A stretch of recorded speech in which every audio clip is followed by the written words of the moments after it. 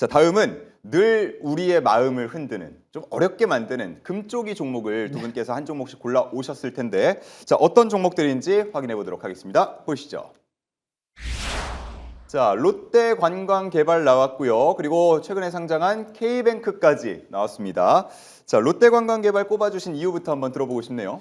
네, 뭐 오늘 뭐 크게 빠진 종목은 아니에요. 근데 뭐라 그럴까요? 사실은 이제 롯데관광개발을 필두로 해서 약간 카지노 관련된 종목군들, 중국 소비주들이 좀 설 전까지만 하더라도 분위기가 상당히 좋았거든요. 그렇죠. 근데 설 이후에 약간 차익성 매물이 나온 듯 하다가 이번 주에 이제 외부 변수에 의해서 주가가 좀 급락이 나왔습니다.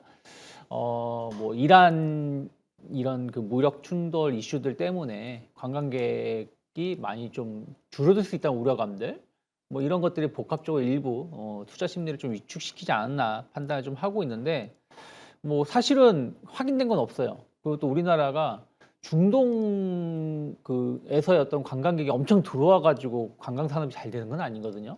사실은 뭐 일본이라든지 중국, 동남아 관광객이 훨씬 더 많죠. 그리고 카지노 같은 경우도 마찬가지입니다.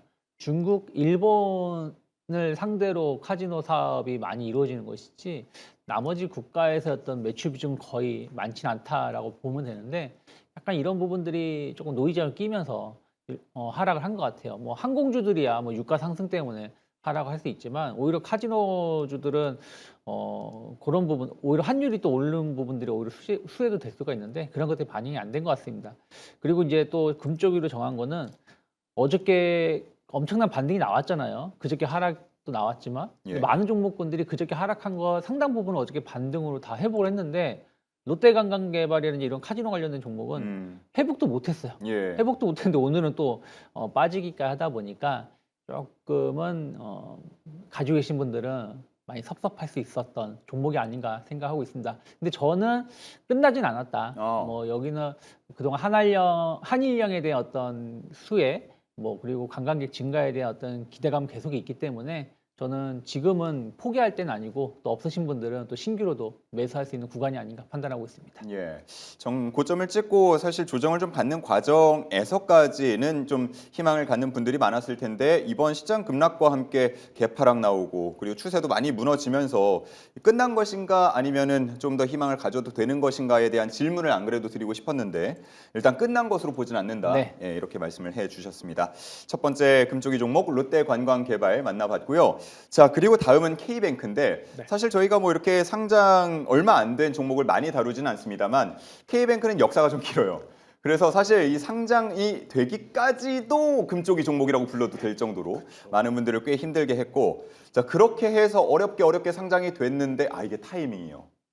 야, 진짜 저는 이렇게 운이 없을 수가 있나라는 생각이 들었습니다. 예. 반대로 오늘 신규 상장한 S팀 같은 경우는 따따상에 진입을 바로 했잖아요. 300%. 예. 전 약간 조금 이해가 안 되는 게 무엇이었냐면, 오히려 K뱅크 같은 경우는 그래도 이용자를 많이 확보하고 있고, 그리고 국내에서 네노라는 플랫폼들 많이 확보하고 있지 않습니까, 거래처로. 그런데 S팀 같은 경우는 그냥 단순하게 그냥 모델 관리하는 회사이면서도 동종 엔터 업계에서 비교를 했을 때 상당한 IP를 많이 보유한 음반 기획사보다도 시가총액을 굉장히 높게 이렇게 형성하면서 마무리가 됐다는 게 조금 시장이 정상은 아니구나, 이렇게 좀 생각이 들었고요. 뭐 K뱅크가 운이 없었다라고는 하지만 그 삼수 과정에서 사실은 좀 무리하게 상장을 하는 것이 아닐까 하는 우려는 충분히 존재를 했었습니다. 일단은 구주 매출이 거의 한 50% 육박한다고 했었죠. 그러면 상장했을 때 당연히 구주 FI들이 다 물량을 시장에서 매도할 수 있는 그런 환경에 놓여 있기 때문에 첫날에 들어가는 것은 상당히 무리가 있다라고 생각이 들 수가 있겠고, 그리고 두 번째로는 일단은 기업 대출이 아직까지는 허용이 안 된다, 좀 치명적이잖아요. 일단은 은행이라든가 이런 관련 대출 업체 관련 그 업무를 봤을 때 기업 대출에 관한 이러한 거래를 활발히 많이 일으켜야 그만큼 자산도 많이 잡히고 그 미래 수익이 많이 잡힐 수 있는 가능성이 많이 있는데, 지금 제한적이잖아요. 그런데 그 재료도 지금 회사에서 밝힌 거는 2027년을 기대하고 있다라고 좀 밝혔기 때문에, 그러한 부분 때문에 지금 상장 이후에 인기가 조금 다소 좀 흥행을 얻지 못하고 있지 않을까, 그렇게 판단을 하고 있습니다. 그런데 그동안 테마로 꾹 묶인 이러한 관련 동종 주체들을 보면 저는 이제 하락은 조금 추가적인 하락은 제한적이라 생각을 하고 있어요. 일단은 첫 번째로 스테이블 코인이라는 재료가 붙어 있잖아요. 그 그 스테이블 코인 재료를 무시할 수 없을 것 같고 두 번째로는 일단 가상자산 관련 수혜 지금 마침 또 바닥을 찍고 야금야금 지금 상승하는 패턴이 나오고 있기 때문에 이러한 테마들 신테마로 묶인다고 한다라면 추가적인 하락은 제한적이고 오히려 횡보하다가 상승할 수 있는 가능성에 좀 무게를 두고 있다 이렇게 말씀을 드리겠습니다. 예. 이렇게 상장 얼마 안 된 종목들도 좀 트레이딩 관점에서 많이 노려보시나요? 일단은 첫 번째로 보는 게 보호예수인데 지금 아마 통상적으로 지금 이 회사 같은 경우는 아마 80%에 대한 이러한 지금 보호예수가 6개월 뒤에 풀립니다. 예. 그렇다고 한다라면 신규 상장주는 항상 패턴이 무엇이냐?